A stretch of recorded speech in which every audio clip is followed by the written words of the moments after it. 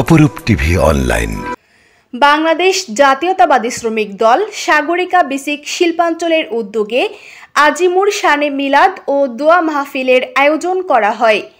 এতে উপস্থিত ছিলেন চট্টগ্রাম মহানগর শ্রমিক দলের সভাপতি পদপ্রার্থী জনাব নজরুল ইসলাম মিয়াজি এবং বাবলু, রাসেল, রব আনোয়ার সহ আরও অনেকেই।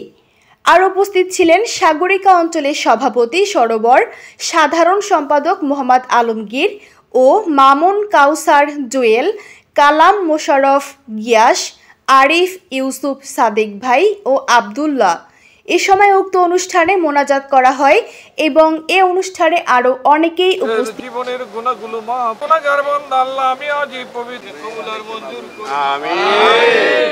এ দয়া করিয়েন ইয়া রাব্বুল আমিন। বিভাগীয় শ্রমিক দলের সভাপতি আপোষ আমাদের এই জিয়াকে আল্লাহ বাংলাদেশের বিএনপির সকল